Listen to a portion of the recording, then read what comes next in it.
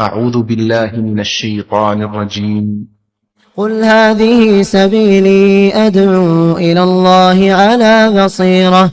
على بصيرة أنا ومن اتبعني وسبحان الله وما أنا من المشركين. شهر رمضان الذي أنزل فيه القرآن هدى للناس وبينات من الهدى والفرقان فمن شهد منكم الشهر فليصمه ومن كان مريضا أو على سفر فعدة من أيام أخر يريد الله بكم اليسر ولا يريد بكم العسر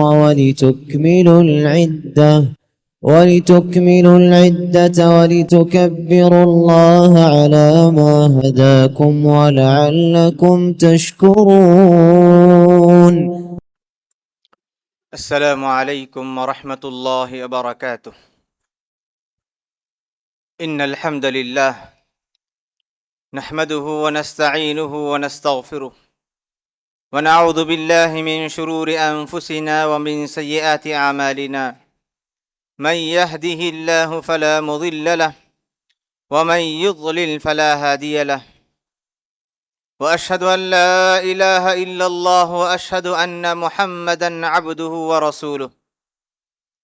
أما بعد فإن خير الحديث كتاب الله وخير الهدي هدي محمد صلى الله عليه وسلم وشر الأمور محدثاتها وكل محدثة بدعة وكل بدعة ضلالة وكل ضلالة في النار.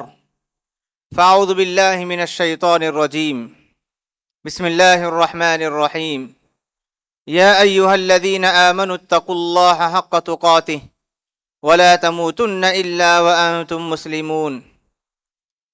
یا ایہا الناس اتقوا ربکم الذی خلقکم من نفس واحدہ وخلق منها زوجها وبث منہما رجالا کثیرا ونساء واتقوا الله الذي تساءلون به والأرحام إن الله كان عليكم رقيبا.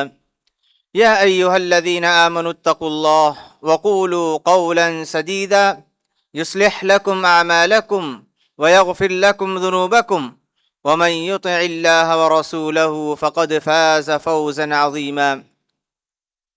وقال عز من قائل أولئك الذين يسارعون في الخيرات ويدعوننا رغبا ورهبا. معزز حاضرین مجلس، پردہ نشین خواتین اسلام، آج کی تراویح میں سورۃ الانبیاء کی تلاوت کی گئی. اس سورت میں اللہ تبارک و تعالی نے اپنے پیغمبروں کے واقعات بیان کیے. ان میں اللہ تبارک و تعالی نے اپنے خاص بندے فرشتوں کی ایک صفت بیان، انبیاء کرام کی ایک صفت بیان کی کہ انبیاء کرام نیکیوں میں آگے بڑھنے والے، وَيَدْعُونَنَا رَغَبًا وَرَهَبًا، اور اللہ تبارک و تعالیٰ کو ڈرے اور امید کے ساتھ پکارنے والے، دعا کرنے والے ہوتے ہیں. اس آیت کریمہ میں اللہ تبارک و تعالیٰ نے اہل ایمان، انبیاء کرام کی ایک خاص صفت یہ بتائی کہ وہ اللہ کو پکارتے ہیں تو ڈرے سہمے اور اللہ تبارک و تعالیٰ کی رحمت کی امید سے پکارتے ہیں. قرآن مجید میں اللہ تبارک و تعالیٰ نے کئی مقامات پر اس کے خاص بندوں کی علامت بتائی کہ وہ اللہ کو پکارتے ہیں تو پکارتے ہوئے ان کے دل کی کیفیت یہ ہوتی ہے کہ ان کے دل میں اللہ کی رحمت کی امید ہوتی ہے. ساتھ ہی وہ لوگ اللہ تبارک و تعالیٰ سے ڈرے سہمے بھی ہوا کرتے ہیں. سورہ زمر میں اللہ تعالیٰ فرماتے ہیں امن ہوا قانت آناء اللیل ساجدا وقائما یحذر الآخرۃ ویرجو رحمت ربی، کہ وہ بندہ جو دن رات میں اللہ تبارک و تعالیٰ کو اللہ تعالیٰ کی عبادت کرتا ہے، کھڑے ہو کر سجدے میں، یحذر الآخرہ، کہ وہ آخرت سے ڈرا رہتا ہے، ویرجو رحمت ربی، اور اللہ رب العالمین اپنے رب کی رحمت کی امید بھی اسے ہوا کرتی ہے۔ تو عبادت اور بندگی میں اللہ تبارک و تعالیٰ کی رحمت کی امید بھی ہونی چاہیے، اللہ تبارک و تعالیٰ کا ڈر، اللہ تعالیٰ کا خوف، اللہ تبارک و تعالیٰ کی پکڑ سے ڈر، یہ دونوں صفتیں ہر انسان کے دل میں ہونی چاہیے۔ اللہ تبارک و تعالیٰ کی عبادت ہم کئی طریقے سے انجام دیتے ہیں، ان میں سے ایک اہم عبادت جس کا تعلق دل سے ہے وہ ہے اللہ تبارک و تعالیٰ سے امید رکھنا، جسے رجا کہتے ہیں، اور اسی طرح اللہ تبارک و تعالیٰ سے ڈرنا، جسے ہم خوف کہتے ہیں۔ خوف و رجا یہ دونوں ملی جلی عبادت جذبات ہیں، دو ملی جلی صفات ہیں۔ ہر انسان کے دل میں دونوں صفتیں ہونی چاہیے۔ اللہ تبارک و تعالیٰ کی عبادت انجام دیتے ہوئے ہر بندے کے دل میں اس کی رحمت کی امید ہونی ہے کہ پروردگار کی رحمت، پروردگار کی مغفرت، پروردگار کی بخشش کی امید اسے ہونی چاہیے۔ ویسے ہی اللہ تبارک و تعالیٰ سے حد سے زیادہ ڈرنے والا بھی ہونا چاہیے۔ یہ اللہ کے خاص بندوں کی علامت بتائی گئی ہے۔ ہماری ہر عبادت انہی دونوں ملے جلے جذبات ہونی چاہیے ہماری عبادت میں۔ ہم نماز پڑھیں تو نماز میں اللہ تبارک و تعالیٰ کی رحمت کی امید بھی ہو اور اللہ تبارک و تعالیٰ کی پکڑ کا ڈر بھی ہو۔ ہم روزہ رکھیں تو اللہ تبارک و تعالیٰ کی رحمت کی امید بھی ہو اور اللہ تبارک و تعالیٰ کی پکڑ سے ڈر بھی ہمارے دل میں ہونا چاہیے۔ کوئی بھی عبادت ہو، ذکر و اذکار، دعا و مناجات، تلاوت ہو، صدقہ و خیرات، ہر عبادت میں یہ دونوں پہلو، دونوں جذبات ہونا ضروری ہیں۔ دونوں جذبات ہوں تبھی بندہ اللہ تبارک و تعالیٰ کا کما حقہ حق ادا کر سکتا ہے۔ اگر کسی بندے میں یہ دونوں جذبات میں سے کوئی جذبہ غالب آ جائیں اور کوئی دوسرا جذبہ مغلوب ہو جائیں تو وہ اللہ کا حق ادا نہیں کر سکتا۔ اسی لیے قرآن و حدیث سے ہمیں یہ بات معلوم ہوتی ہے کہ دونوں جذبات میں توازن قائم رکھنا، بیلنس رکھنا بہت ضروری ہے۔ دونوں جذبات میں سے کوئی ایک جذبہ غالب آ جائے تو بندہ ناکام ہو جائے گا۔ ہمارا موضوع ہلاک کرنے والے کام یا ہلاک کرنے والی چیزیں ہیں۔ یہ عبادت ہے، خوف اور رجا یہ دونوں عبادت ہیں۔ اگر کسی بندے میں رجا، امید کی صفت غالب آ جائیں اور اللہ تعالیٰ کا خوف اس کے دل میں نہ رہے تو یہ چیز اسے ہلاک کر دے گی۔ اگر کسی بندے کے دل میں اللہ تعالیٰ کا ڈر زیادہ ہو جائے اور اللہ تبارک و تعالیٰ کی رحمت، اللہ تعالیٰ کی مغفرت کی امید کم ہو جائے، یہ بندہ بھی ہلاک ہو جاتا ہے۔ اسی لیے اگر کوئی بندہ صحیح سمت پر چلنا چاہتا ہے، منزل مقصود تک پہنچنا چاہتا ہے، اللہ تک پہنچنا چاہتا ہے، تو اسے چاہیے کہ دونوں صفت کو، دونوں جذبات کو برابر توازن کے ساتھ قائم رکھے۔ ہر عبادت میں اللہ کی امید بھی، اللہ تعالیٰ کی رحمت سے امید بھی ہو اور اللہ تبارک و تعالیٰ کے پکڑ سے خوف بھی ہو۔ اللہ رب العالمین نے قرآن مجید میں اپنے خاص بندوں کی دونوں صفتیں بیان کی ہیں۔ سورۃ الانبیاء میں جب انبیاء کرام کا تذکرہ ہوا تو اللہ نے کہا وَيَدْعُونَنَا رَغَبًا وَرَهَبًا، کہ انبیاء کرام کی صفت یہ تھی کہ اللہ کو پکارتے تو اللہ تبارک و تعالیٰ کی رحمت کی امید بھی ہوتی اور پکارتے ہوئے اللہ تبارک و تعالیٰ کے پکڑ سے ڈر بھی ان کے دل میں ہوا کرتا تھا۔ اسی طرح اللہ رب العالمین نے قرآن مجید میں اپنے خاص بندوں کی جو علامت بتائی، سورہ سجدہ میں اللہ تعالیٰ فرماتے ہیں کہ مؤمن بندوں کی علامت یہ ہے تتجافى جنوبهم عن المضاجع يدعون ربهم خوفا وطمعا، کہ اللہ پر ایمان رکھنے والے، اللہ پر ایمان رکھنے والے بندوں کی علامت یہ ہے کہ ان کے پہلو، ان کے بازو بستر سے دور ہوتے ہیں اور اللہ تبارک و تعالیٰ کو پکارتے ہیں، اور پکارتے ہوئے ان کی دل کی کیفیت ہوتی ہے کہ وہ اللہ تبارک و تعالیٰ کی رحمت کی امید رکھتے ہیں اور اللہ تبارک و تعالیٰ سے ڈرنے والے بھی ہوا کرتے ہیں۔ اور اللہ کے رسول صلی اللہ علیہ وسلم نے جس بندے کی دل کی کیفیت ہو اسے اللہ کے رسول صلی اللہ علیہ وسلم نے کامیابی کی بشارت سنائی ہے۔ انس بن مالک رضی اللہ عنہ فرماتے ہیں کہ اللہ کے رسول صلی اللہ علیہ وسلم ایک انصاری آدمی کی زیارت عیادت کے لیے گئے۔ وہ بندہ مرض الموت میں تھا۔ اللہ کے رسول صلی اللہ علیہ وسلم انصاری صحابی کے قریب پہنچ کر اللہ کے رسول صلی اللہ علیہ وسلم نے اس بندے سے پوچھا، کیف تجد، کہ تم اپنے دل کو کیسے پاتے ہو، تمہاری حالت کیا ہے؟ انہوں نے کہا، واللہ یا رسول اللہ، کہ اللہ کے رسول میں ابھی اللہ سے ملنے والا ہوں، موت کے قریب پہنچ چکا ہوں۔ انی ارجو اللہ، اس حالت میں مجھے اللہ کی رحمت کی امید ہے، اللہ کی مغفرت کی امید ہے، مجھے اللہ سے امید ہے کہ اللہ رب العالمین مجھے معاف کر دے گا۔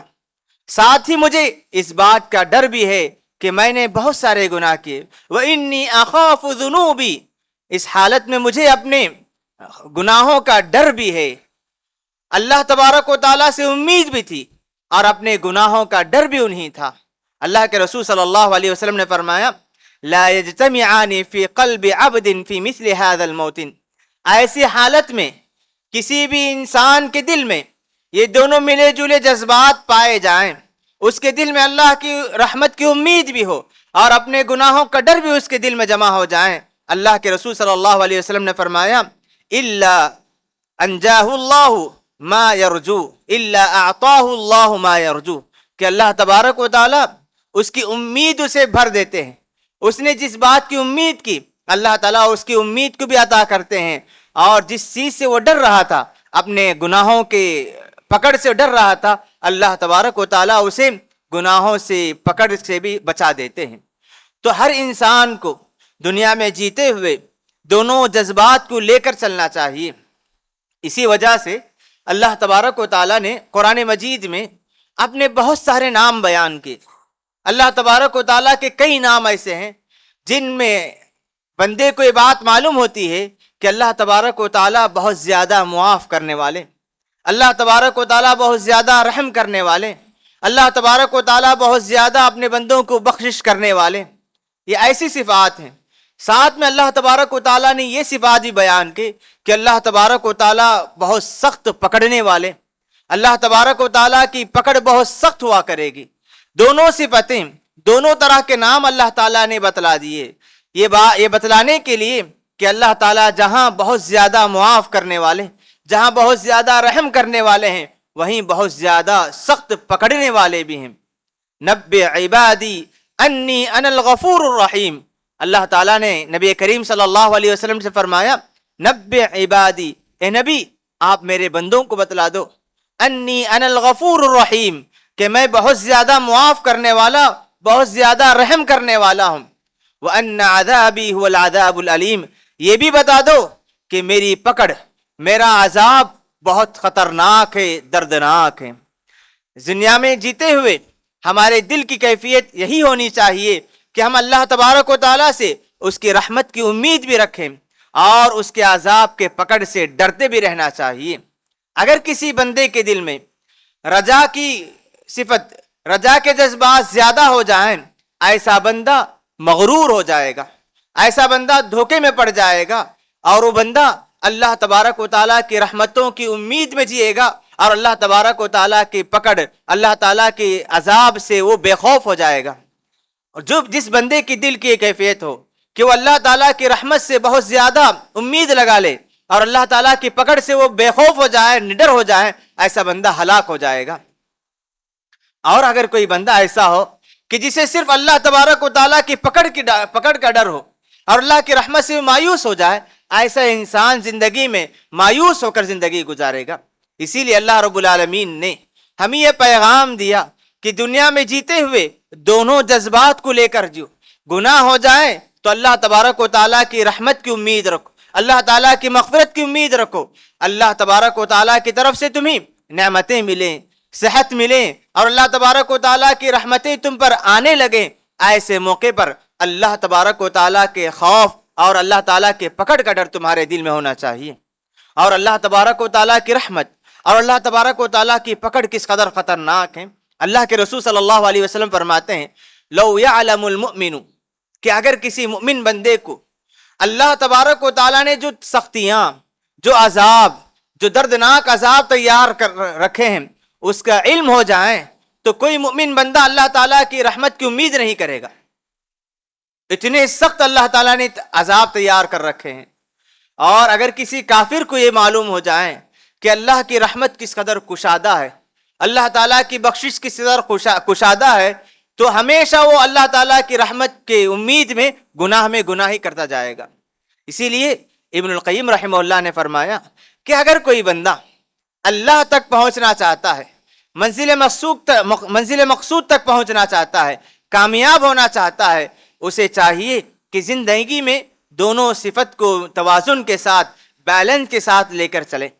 اگر کوئی آدمی اس مقصد کو، اس صفت کو جاننا چاہتا ہے تو اسے انہوں نے پرندے کی مثال دی، خوف اور رجا، امید اور ڈر، اس کی مثال پرندے کے دونوں بازوں کی طرح ہے، دونوں پر کی طرح ہے۔ پرندہ اپنے منزل تک پہنچنے کے لیے دونوں پروں کو برابر رکھیں تو اس کا یہ پروان وہ منزل مقصود تک صحیح طور پر پہنچ سکتا ہے۔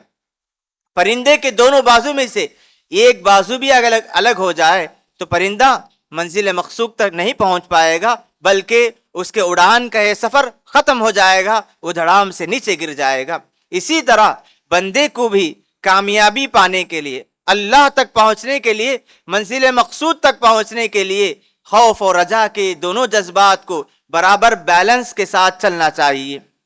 علماء اکرام نے کہا کہ اللہ تبارک و تعالیٰ جب کسی بندے کو نعمتوں سے نوازیں، اپنی برکتوں سے نوازیں، اپنے فضل و احسان سے اس کو نوازنے لگیں تو ایسے موقع پر ڈر کا جذبہ زیادہ ہونا چاہیے۔ اگر کسی بندے سے گناہ ہو جائے، اگر کوئی بندہ اس سے گناہ ہو جائے، ایسے موقع پر اللہ تبارک و تعالیٰ کی رحمت، اللہ تعالیٰ کی مغفرت کا جذبہ یہ زیادہ غالب ہونا چاہیے۔ اب سوال یہ ہے کہ ہماری زندگی کیسے چل رہی ہے؟ کیا ہم اللہ تبارک و تعالیٰ سے کیا بہت زیادہ امید رکھنے والے اور اللہ تعالیٰ کی پکڑ سے نڈر ہو گئے ہیں، یا ہم اللہ تعالیٰ کی پکڑ سے بہت زیادہ ڈرے ہوئے ہیں اور اللہ تعالیٰ کی رحمت سے ہم مایوس ہو چکے ہیں؟ دونوں نہیں ہونا چاہیے۔ ہماری زندگی اسی وقت کامیاب ہو سکتی ہے جب ہم زندگی میں دونوں جذبات کو برابر لے کر چلیں گے۔ اب ہم دیکھیے کہ ہمارے پاس زندگی میں ہم سے اتنے گناہ ہو جاتے ہیں کہ ایک بندے کے اندر اللہ کی پکڑ اور اللہ تعالیٰ کے عذاب سے جو ڈر ہونا چاہیے وہ جذبہ کم نظر آتا ہے۔ ہمیشہ ہم میں سے ہر کسی کے پاس امید اور رجا کا جذبہ زیادہ نظر آتا ہے۔ غلطی ہو جائے اللہ معاف کر دے گا، کوئی خطا ہو جائے اللہ معاف کر دے گا، نماز چھوٹ گئی، کوتاہی ہو گئی، غفلت ہو گئی، ان کے زبان سے سب سے پہلی بات آتی ہے اللہ معاف کرے گا۔ صحیح بات ہے، لیکن یہ جو جملہ کیوں نکلتا ہے؟ کیونکہ ہمارے دل میں رجا اور امید کا جذبہ غالب آ چکا ہے، جس کی وجہ سے ہم نیکیوں سے پیچھے، عبادات سے پیچھے، بندگی سے پیچھے نظر آتے ہیں۔ کوئی بھی غلطی ہو جائے، کوئی بھی خطا ہو جائے، غفلت ہو جائے، نماز کی پابندی نہ ہو، وہاں پر سب سے پہلے ہمارے زبان میں اور ہمارے ذہن میں یہ بات آتی ہے کہ اللہ معاف کرنے والا ہے۔ لیکن وہیں پر ہماری زبان میں یا ہمارے ذہن میں یہ بات کیوں نہیں آتی کہ میری نماز میں کوتاہی کی وجہ سے اللہ مجھے پکڑ سکتا ہے، اللہ تعالیٰ کی پکڑ، اللہ تعالیٰ کا عذاب مجھ پر آ سکتا ہے؟ یہ جذبہ ہمارے دل میں کیوں نہیں آتا؟ کیونکہ ہماری زندگی میں امید کا جذبہ بہت زیادہ غالب آ چکا ہے، اس وجہ سے ہم بہت ساری نیکیوں سے پیچھے ہو چکے ہیں۔ اسی لیے ہماری امت میں دو فرقہ ایسے تھے جو خوف و رجا کی وجہ سے گمراہ ہو گئے۔ ایک فرقہ ایسا تھا مرجیہ جسے کہتے ہیں، ان میں رجا اور امید کا جذبہ بہت زیادہ، نیکیوں میں آگے بڑھنے کا جذبہ نہیں، غلطی، معصیت، نافرمانی، شیطان کی پیروی بہت زیادہ، اور ان میں اللہ تبارک و تعالیٰ کی رحمت، اللہ تعالیٰ کی بخشش بہت زیادہ امیدیں رکھے ہوئے تھے. کوئی بھی گناہ ہو، کوئی بھی عبادت چھوٹ جائے، کوئی فکر نہیں، اللہ کی امید سے بہت زیادہ بھروسہ، اللہ کی رحمت پر بہت زیادہ اعتماد. اس کے برخلاف ایک اور فرقہ ظاہر ہوا جسے خوارج کہتے ہیں. اللہ کی رحمت سے امید نہیں. کسی بھی انسان سے کوئی غلطی ہو جائے، کوئی بھی کبیرہ گناہ اس سے سرزد ہو جائے، اسے فوراً اسلام سے نکال کر اسے جہنم میں بھیجنے کے لیے اور ہمیشہ ہمیشہ جہنم میں رہنے کا عقیدہ رکھا کرتے تھے. دونوں جذبات، دونوں چیزیں غلط ہیں. اللہ رب العالمین نے اہل سنہ والجماعہ کو یہ توفیق دی کہ اہل سنہ والجماعہ کہتے ہیں کہ دونوں جذبات برابر ہونی چاہیے. کوئی جذبہ غالب ہو، کوئی جذبہ مغلوب نہ ہو، دونوں جذبے کو لے کر چلنا چاہیے. ایسے موقع پر ہمارے اندر جب کہ امید کا جذبہ غالب نظر آتا ہے، ایسے موقع پر اللہ کے رسول صلی اللہ علیہ وسلم اور صحابہ کرام کی زندگی کو پڑھ کر دیکھیں، ان میں دونوں جذبہ ہوا کرتے تھے. لیکن صحابہ کرام سے جب کبھی کوئی غلطی ہو جاتی تو فوراً اللہ تبارک و تعالیٰ سے معافی مانگا کرتے تھے، اور اس غلطی کا احساس اس قدر انہیں رلایا کرتا تھا کہ وہ ہمیشہ اللہ تبارک و تعالیٰ سے ڈرتے تھے. اللہ کے رسول صلی اللہ علیہ وسلم اللہ کے بندے ہیں، اللہ کے چنندہ بندے ہیں، اللہ کے نبی ہیں، اللہ کے رسول ہیں. اس کے باوجود اللہ سے ڈرنے، اللہ سے خوف کا کیا حال تھا. دیکھیے بعض صحابہ اکرام نے اللہ کے رسول صلی اللہ علیہ وسلم کو دیکھا کہ آپ کے بال وقت سے پہلے سفید ہو چکے ہیں. اللہ کے رسول صلی اللہ علیہ وسلم سے صحابہ اکرام نے پوچھا کہ اللہ کے رسول کیا بات ہے کہ آپ کے بال سفید ہو چکے ہیں، بڑھاپے کے اثر آپ کی بدن پر نظر آ رہے ہیں؟ تو اللہ کے رسول صلی اللہ علیہ وسلم نے فرمایا شیبتنی ہود واخواتها، سورہ ہود اور اس جیسی صورتوں نے مجھے وقت سے پہلے بوڑھا کر دیا. سورہ ہود اور اس جیسی صورتوں میں کیا باتیں تھیں؟ اللہ تبارک و تعالیٰ نے پچھلی قوموں پر جو عذاب آیا تھا، اللہ تبارک و تعالیٰ کی جو پکڑ آئی تھی، اللہ تعالیٰ نے ان پر کیسے غضبناک ہوا وہ تذکرہ ہوا. جب اللہ کے رسول صلی اللہ علیہ وسلم نے ان صورتوں کو پڑھا، ان کے واقعات کو پڑھا، جب اللہ کے رسول صلی اللہ علیہ وسلم کے سامنے اللہ تبارک و تعالیٰ کی پکڑ کا ذکر ہوا، تو اللہ کے رسول صلی اللہ علیہ وسلم پر یہ اثر ہوا کہ وقت سے پہلے بڑھاپے کے آثار نظر آئے. یہ وہ انسان ہے جسے اللہ تبارک و تعالیٰ نے افضل البشر، سید الانبیاء قرار دیا، سید المرسلین، رحمت للعالمین تھے. اس کے باوجود اللہ تبارک و تعالیٰ کی پکڑ کا یہ ڈر، تو ہم جیسے گنہگاروں کو کتنا ڈرنا چاہیے، اپنے گناہوں پر کس قدر رونا اور اللہ تبارک و تعالیٰ سے کس قدر مغفرت طلب کرنا چاہیے، اس کا اندازہ لگائیے. صحابہ کرام، اللہ کے رسول صلی اللہ علیہ وسلم نے کئی صحابہ کرام کو دنیا میں رہتے ہوئے جنت کی بشارت سنا دی تھی. چاہتے تو آرام کی زندگی گزار سکتے، لیکن صحابہ کرام کی سنت اور عادت یہ تھی کہ ان سے کوئی غلطی ہو جاتی، بشر تھے، انسانی تقاضے کے مطابق، بشری تقاضے سے کوئی غلطی ہو جاتی تو یہ غلطی کا احساس انہیں زندگی پر بہت رلایا کرتا تھا. عمر ابن الخطاب رضی اللہ عنہ، اللہ کے رسول صلی اللہ علیہ وسلم نے انہیں کئی مرتبہ جنت کی بشارت سنا دی، کئی مرتبہ جنت کی بشارت سنا دی. اور بڑے پختہ اور مضبوط ایمان والے صحابی، شیطان یہ جس گلی سے جاتے شیطان اس گلی سے بھاگ جایا کرتا تھا. اتنے مضبوط ایمان والے صحابی، کبھی کبھار کوئی غلطی ہو جاتی تو اتنے افسوس کیا کرتے اور اس غلطی کی معافی کے لیے اتنی نیکیاں اور اللہ تبارک و تعالیٰ سے معافی مانگا کرتے تھے کہ اللہ کے رسول صلی اللہ علیہ وسلم کے ساتھ صلح حدیبیہ کا موقع ہے. سن 6 ہجری میں اللہ کے رسول صلی اللہ علیہ وسلم نے خواب دیکھا کہ آپ اور صحابہ کرام مل کر طواف کرنے جا رہے ہیں. اللہ کے رسول صلی اللہ علیہ وسلم صحابہ کرام کو لے کر مکے کے راستے پر نکل پڑے. مکے سے بالکل قریب حدیبیہ کے موقع پر پہنچے تو قریش نے راستہ روک لیا اور کہا کہ تم مسلمان مکے میں داخل نہیں ہو سکتے.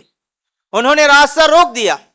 ایسے موقع پر اللہ کے رسول صلی اللہ علیہ وسلم نے قریش کو سمجھانے کی کوشش کی، کہا کہ ہم صرف عبادت کی نیت سے آئے ہیں، تم پر حملہ کرنا یا تم پر غالب ہونا نہیں ہے.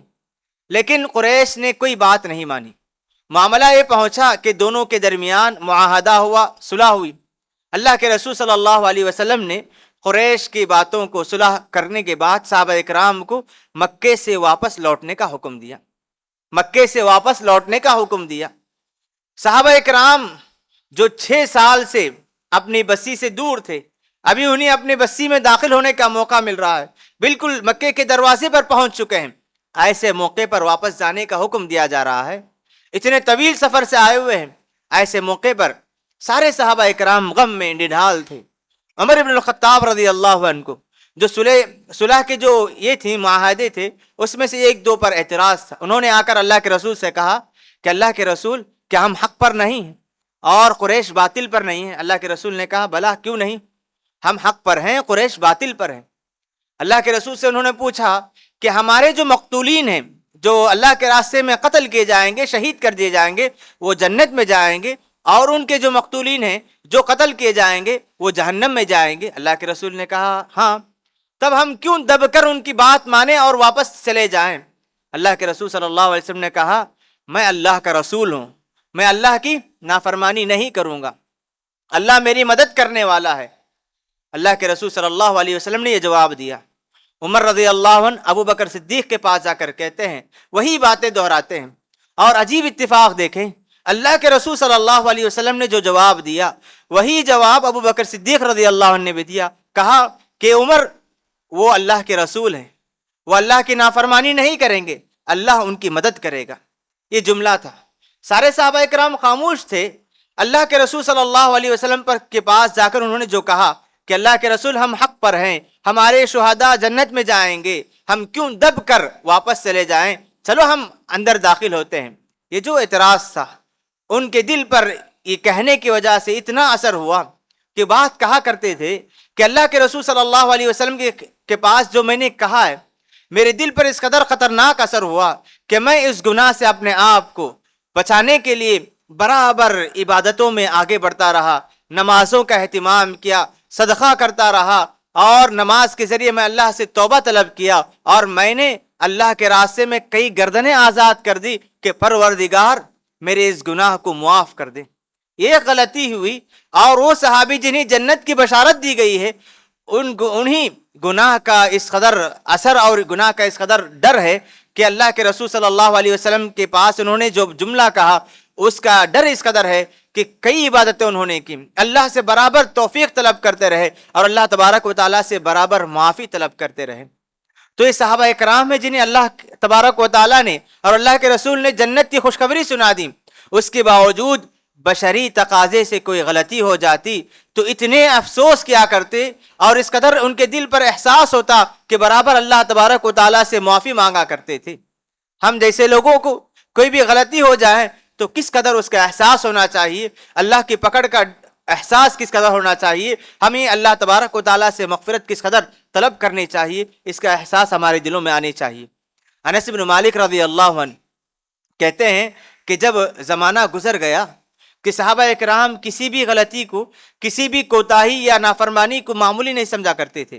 انس بن مالک رضی اللہ عنہ طویل عمر پائے تھے، صحابہ اکرام کے گزرنے کے بعد چند دنوں کے بعد جب لوگوں کو دیکھا کہ ان میں کچھ غلطیاں نظر آ گئیں تو صحابہ اکرام کے بعد انس بن مالک رضی اللہ عنہ اپنے زمانے کے لوگوں کو دیکھ کر کہتے ہیں انکم لتعملون اعمالا، تم بہت سارے غلطیاں کرتے ہو، گناہ کرتے ہو، اپنے زمانے کے لوگوں سے کہتے ہیں، اور اس گناہ کا اثر یہ ہے کہ تمہارے دل میں اس گویا کہ وہ کوئی بال ہے، اتنی معمولی چیز ہے اسے، اور یہی گناہ ہمارے صحابہ اکرام کے زمانے میں کوئی گناہ کسی سے گناہ ہو جاتا تو ہم اس گناہ کو ہلاک کرنے والا گناہ سمجھتے تھے۔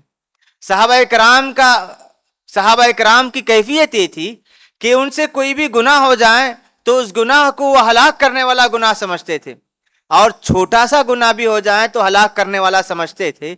تو اللہ کے رسول صلی اللہ علیہ وسلم کے صحابہ کو جنت کی بشارت سنائی گئی، بڑے بڑے فضائل ان کو سنائے گئے، بڑا بڑا مقام ان کا تھا، اس کے باوجود گناہوں سے ڈرنے کا یہ اثر، تو ہمیں کس قدر ڈرنا چاہیے اللہ تبارک و تعالیٰ سے۔ آج کے زمانے میں ہمارے سے بہت سارے غلطیاں، بہت سارے گناہ ہو جاتے ہیں، ہم پر رجا اور امید کا جذبہ غالب ہو چکا ہے، اس وجہ سے اللہ سے ڈرنے، اللہ کے پکڑ سے ڈرنے، اللہ کے عذاب سے ڈرنے کا جذبہ کم نظر آتا ہے۔ ایسے میں ہمیں دونوں جذبے کو برابر لے کر چلنا چاہیے۔ اگر ہم رضا کے جذبے کو لے کر چلیں اور خوف کے جذبے کو دبا دیں تو ہم ناکام ہو جائیں گے۔ ہم نے ہلاک کرنے والے گناہ میں اس چیز کو اس لیے ذکر کیا کہ ہمارے یہاں گناہ بہت زیادہ ہوتے ہیں، گناہ کو گناہ پر گناہ کرتے چلے جاتے ہیں اس امید کے ساتھ کہ اللہ معاف کرنے والا ہے، اللہ تواب ہے، اللہ رحم کرنے والا ہے. یہ باتیں سب صحیح ہیں، لیکن جہاں اللہ تبارک و تعالیٰ تواب ہے، معاف کرنے والا، رحم کرنے والا ہے، اللہ کی پکڑ بھی بہت سخت ہے. قابل التوب و شدید العقاب، اللہ تعالیٰ فرماتے ہیں اللہ تبارک و تعالیٰ توبہ قبول کرنے والے، سخت پکڑنے والے بھی ہیں. تو اللہ تعالیٰ اس کے توبے کی امید بھی ہونی چاہیے، اللہ کی رحمت کی امید بھی ہونی چاہیے، اور اللہ تعالیٰ کے پکڑ سے ڈر بھی ہمارے دل میں ہونا چاہیے. دونوں جذبے کو لے کر چلے تو ہماری زندگی کامیابی کے راستے پر چلے گی. دونوں جذبے میں سے کوئی ایک جذبہ غالب آ جائیں تو ہم ناکام ہو جائیں گے، ناکام لوگوں میں ہمارا شمار ہوگا. رب العالمین سے دعا ہے کہ پروردگار ہمارے دلوں کو خوف اور رجا دونوں جذبے کو برابر لے کر چلنے والا دل بنا دے. رب العالمین ہمیں ہر قسم کی نیکیوں میں آگے بڑھنے اور قسم کے گناہوں سے دور رہنے کی توفیق عطا فرمائے. اللہم آمین. وصلی اللہ علی نبینا محمد وعلی آلہ وصحبہ اجمعین.